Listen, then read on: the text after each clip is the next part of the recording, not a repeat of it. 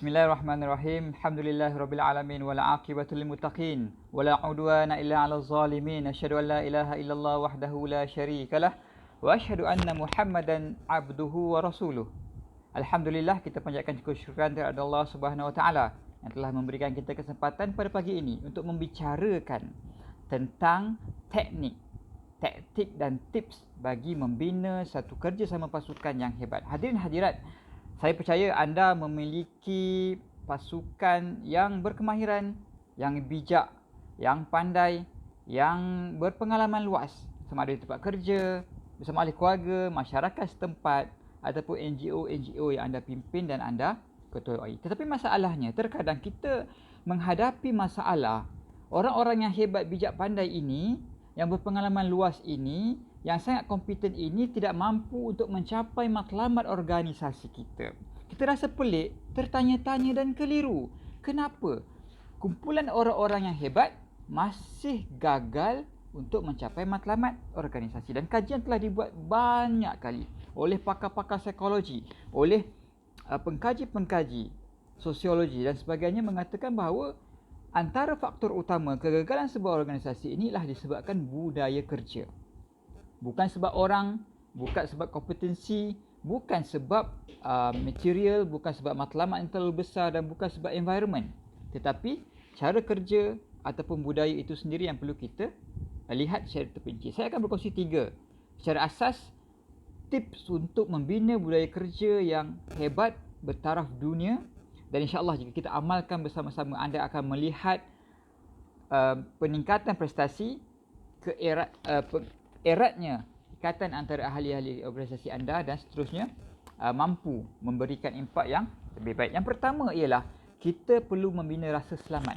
Setiap ahli organisasi perlu rasa selamat dari segala ancaman luaran dan dalaman apabila mereka bekerja dan beraktivisme bersama kita. Yang kedua, kita perlu berkongsi rasa kelemahan, berkongsi kepincangan dan berkongsi kekurangan-kekurangan yang ada.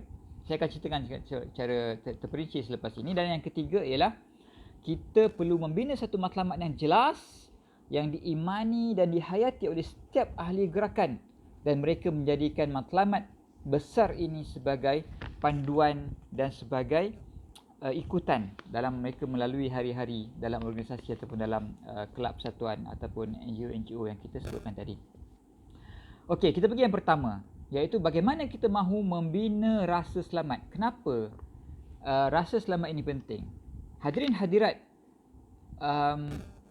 perkumpulan mana-mana orang, manusia ini diciptakan dengan psikologi dia yang tersendiri, psikologi dia yang tertentu.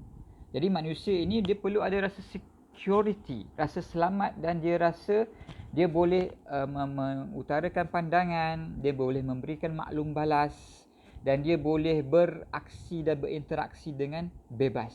Ini adalah naluri psikologi manusia. Jadi organisasi yang menyediakan ruang lingkup yang sesuai, environment yang kondusif, dan memberikan jaminan rasa selamat kepada ahli-ahli dia akan mampu membentuk budaya kerja yang hebat. Dan ini diakui oleh banyak kajian yang dilakukan terhadap syarikat-syarikat besar bertaraf dunia dan juga persatuan-persatuan tanpa keuntungan ataupun NGO sebagainya. Yang pertama, kita perlu terutamanya bagi seorang pemimpin ini yang memiliki anak buah, yang memiliki ahli-ahli di bawah ini, melatih diri kita supaya boleh mendengar dengan sangat teliti, dengan sangat serius, dengan sangat berhati-hati dan penuh rasa empati. Saya tak boleh terangkan dengan lebih penekanan lagi betapa pentingnya kita sebagai seorang pemimpin ini mempelajari dan menguasai teknik pendengaran empati. Dalam banyak kajian dikatakan pemimpin perlu kurang bercakap, lebih banyak mendengar. Ada reason, ada sebab kenapa Allah menciptakan kita dengan satu mulut, tapi Allah memberikan kita 2 telinga untuk kita lebih banyak mendengar. Dan pendengaran ini bukanlah sebarang bentuk pendengaran, tetapi pendengaran ini adalah untuk benar-benar memahami, mendalami, menjiwai hasrat, pandangan ataupun luahan hati ahli-ahli yang kita berinteraksi dengannya. Maknanya kita akan mendengar, meminta feedback daripada mereka, maklum balas, cadangan.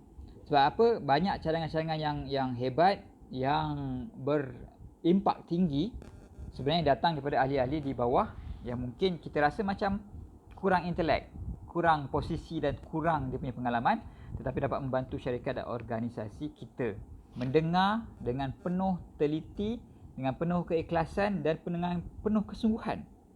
Kesungguhan ni harus ditunjukkan dengan mimik muka kita, keseriusan kita mendengar.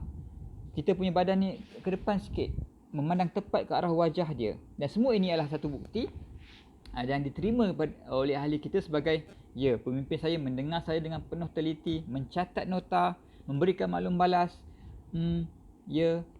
beritahu lebih lagi, bertanya soalan dan sebagainya. Yang kedua ialah pemimpin ini juga harus bersedia mengakui kesilapan dan kesalahan. Ramai orang yang berpandangan dan memiliki satu mentaliti bahawa pemimpin di mana-mana organisasi itu mesti adalah authority, mesti ada credibility, mesti extrovert, mesti sentiasa betul, mesti tegas dan kuat prinsipnya. Tapi tidak semestinya begitu. Kajian telah menunjukkan bahawa pemimpin apabila dia mengakui kelemahan dia, saya akan cerita lebih lanjut dalam topik yang kedua nanti, iaitu berkongsi kelemahan. Tetapi secara asas, ahli di sebuah organisasi atau di sebuah kelab persatuan, lingkungan manusia itu, komuniti itu akan lebih rasa selamat kalau pemimpin dia mengakui kelemahan, mengakui kesilapan. Bukanlah tiap-tiap hari kita kata kita silap, kita lemah. Dan memang tak ada manusia yang sempurna pun. Itu hakikat dia. Tetapi kita secara sedar dan secara bersungguh-sungguh mengakui kita kurang tahu yang bab ni dan kita memerlukan bantuan. Kita memerlukan sokongan dan dokongan. Jadi mereka akan rasa kebersamaan. Mereka akan rasa, oh ya, betul, pemimpin saya juga lemah, ada kekurangan sebagaimana diri saya. Kita sama, dan kesamaan itu akan membina satu interaksi dan kerjasama pasukan yang lebih baik. Yang ketiga, kita perlu menyantuni ahli ataupun kita punya orang-orang bawahan yang memberikan maklum balas, terutamanya yang negatif. Embrace the messenger. Don't shoot the messenger. Maksudnya, banyak kebiasaan kita apabila orang memberikan satu berita yang negatif, satu berita yang maklum balas yang negatif, kita marah dia ataupun kita menyalahkan dia. Walaupun mungkin kadang-kadang bukan dia yang salah, dia cuma menyampaikan, dia cuma messenger. Jadi kita kena menyantuni messenger ini supaya untuk memberikan satu message yang jelas kepada seluruh organisasi kita bahawa it's okay to be a messenger. A messenger of good news ataupun bad news. Okey untuk berikan maklum balas kepada pemimpin walaupun berita itu adalah berita yang negatif. Barulah setiap ahli kita akan rasa selamat. Kalau tak, kita akan hidup dalam ilusi, dalam fantasi. Semua ahli takut untuk memberitahukan satu kesilapan atau kesalahan, dan bukankah ini satu yang sangat buruk kepada organisasi kita? Sebab kita nak tahu sebenarnya, kan? Kita pemimpin ni kadang-kadang berada di atas, kita jarang turun bawah dan tidak dapat melihat keseluruhan organisasi itu secara mikro. Jadi kita memerlukan ahli-ahli di bawah ni untuk memberi maklum balas, dan kita kena embrace, kita kena santuni mereka, kita kena bahkan menggalakkan mereka untuk memberitahu maklumat-maklumat ataupun maklum balas yang negatif ini supaya organisasi kita mampu tambah baik dan mampu jadi lebih baik pada masa akan datang untuk mencapai matlamat kita. Itu yang ketiga. Dan yang keempat, pemimpin juga harus bijak untuk membina ataupun untuk menceritakan masa depan yang cerah, untuk menceritakan ke mana organisasi kita nak pergi, apa manfaat, apakah kebaikan yang ahli-ahli semua akan terima. Kerana manusia cara psikologinya akan lebih bersemangat, akan lebih memberikan komitmen, akan lebih berdisiplin jika mereka tahu mereka membuat perkara yang betul untuk mencapai suatu matlamat yang besar, yang akan memberikan keuntungan bukan sahaja kepada diri mereka, kepada ahli keluarga mereka dan juga kepada masyarakat sekeliling. Jadi kita kena mencipta momen-momen, kena bercerita, kena bawa mereka berjalan sekali-sekala, kena berkongsi pengalaman, video, konten-konten daripada buku untuk menceritakan bahawa apa yang organisasi kita buat, apa yang syarikat kita buat ini sebenarnya bukan untuk diri sendiri, bukan untuk keluarga kita, untuk cari makan dan perkara-perkara asas dalam kehidupan, tetapi memiliki satu misi yang besar untuk masa depan yang akan meningkatkan motivasi dan internal drive ahli-ahli kita untuk bekerja kuat dan membina satu environment kerja yang lebih baik. Yang kelima, selain mendengar, pemimpin juga harus mengucapkan terima kasih, menghargai. Bukan saja berita-berita yang negatif, berita-berita buruk, tetapi juga pencapaian ahli, pencapaian syarikat, pencapaian organisasi kita harus tak apa kita overdo. Overdo ni maksudnya kita secara berlebihan. Berterima kasih ataupun mengucapkan menghargai ahli-ahli ni lebih baik daripada kita kurang. Jadi dengan ucapan, dengan keraian, adakah makan-makan untuk menghargai mereka, memberi hadiah dan sebagainya, semua ini akan membina atau mencipta satu ruang yang selesa. Ahli rasa macam best, ahli rasa mereka didengari, ahli rasa mereka dihargai, ahli rasa mereka boleh menyampaikan apa saja, tidak ada gap di antara pemimpin dan ahli-ahli di bawah. Untuk mencipta satu budaya kerja yang hebat juga, pemimpin harus berhati-hati, sebab kadang-kadang ada beberapa individu dalam ini, terutama syarikat lah, syarikat yang kita kata bad apple. Bad apple ni maksudnya yang kurang disiplin, yang sering buat kacau, yang merupakan dalang pada banyak budaya-budaya kerja yang tidak baik di kalangan ahli-ahli yang lain. Jadi kita kena cara berhikmah sisihkan mereka. Kalau kita organisasi yang profit based kan, sistem rekrutmen itu, bagaimana kita nak mengambil orang bekerja itu harus didesign, supaya dia mampu memilih orang-orang yang terbaik dengan attitude, dengan paradigma, dengan disiplin yang hebat. Barulah kita boleh dalam masa yang sama membuang semua anasir-anasir buruk yang akan merosakkan organisasi, budaya organisasi kita. Tetapi dalam beberapa organisasi yang contohnya NGO yang tidak ada proses rekrutmen secara terus, kita tidak berdasarkan profit, mungkin agak sukar tapi kita boleh juga melakukan perkara yang sama untuk memastikan setiap ahli yang ada masalah ni, bad apple ni, boleh disingkirkan untuk memberikan kesan negatif kepada ahli-ahli yang lain. Ataupun cara yang lain, kita coach dia, kita bantu dia, kita tingkatkan kemahiran dia dan selesaikan masalah dia supaya dia juga akan mampu memberikan kerjasama dan contribution kepada syarikat ataupun organisasi kita. Yang menariknya, yang mungkin tak ramai orang nampak benda ni, ialah kita kena membina satu environment kerja yang selamat, rapat dan intim. Maksudnya macam ni, maksud dia kajian menunjukkan bahawa apabila kita duduk secara fizikal lebih dekat dan lebih rapat sesama ahli kumpulan, budaya kerja itu, kefahaman, kesefahaman dan juga interaksi ukhuwah itu akan lebih mantap dan seterusnya membantu untuk meningkatkan prestasi organisasi kita. Maksudnya kita kena, kalau ada pejabat office tu memang kena duduk dekat-dekat. Dia ceritakan kena duduk dalam satu floor yang sama. Jangan terpisah oleh floor-floor yang pelbagai. Benda ini akan membantu dan benda ini terbukti dalam banyak kajian akan memberikan impak yang sangat positif kepada prestasi dan budaya kerja. Itulah pentingnya kita sering berjumpa ahli kita kan, sering berjumpa, sebab distance itu memainkan peranan yang sangat penting. Dalam masa yang sama, apabila kita sering berjumpa, kita dalam kelompok yang rapat, kita akan lebih sering mendengar. Semua suara, semua pandangan, semua maklum balas ahli kita boleh dengar dan kita terima, kita saring dan kita proses untuk membina satu budaya kerja yang lebih baik.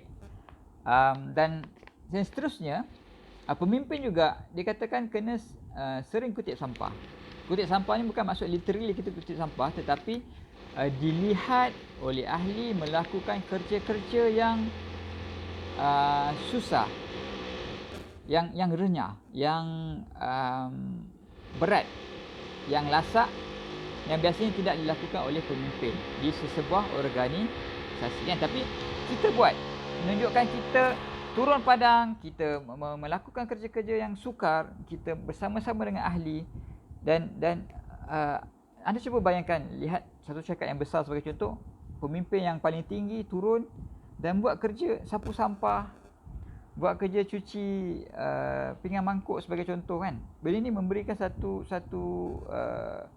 mesej yang jelas kepada ahli-ahli kita bahawa mereka selamat, kan? Sebab pemimpin mereka menghargai, pemimpin mereka memahami mereka, memahami kerja mereka, bukan saja memahami tapi turun padang dan bersama-sama buat. Kita sebagai seorang pemimpin kena melakukan perkara ini dengan ikhlas dan konsisten, bukan dibuat-buat, bukan berlakon ataupun bukan nak menunjuk-nunjuk, tetapi jadikan budaya kerja kita untuk sentiasa turun padang, jumpa ahli, tanya pandangan, mengutip sampah, okey, dan sentiasa menjadi pendengar yang baik untuk mereka, luahkan masalah ataupun apa saja maklum balas yang dimiliki.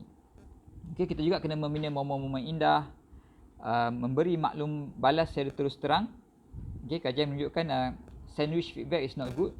Sandwich feedback ni kita berala-alas kan. Sandwich ni dia punya atas roti, cakap benda baik dulu, kasih feedback, lepas tu tutup dengan benda baik kan. Jadi mesej tu kurang sampai, kurang jelas. Jadi kita kena straight to the forward, straight to the point, beritahu ini masalah, kita perlu tambah baik benda ni, dan feedback negatif ini harus disampaikan kepada setiap ahli secara personal, jangan cara berhadapan dengan orang-orang lain. Dan yang terakhir yang tidak kurang penting ialah kita membina momen-momen yang gembira. Budaya kerja ini satu benda yang long term. Dia bukan kata kerja organisasi ni mudah, kan? Kerja kita ni susah, memang mencabar dan memang memerlukan komitmen dan kesungguhan yang tinggi. Tetapi pemimpin yang hebat mampu membina budaya kerja yang seronok.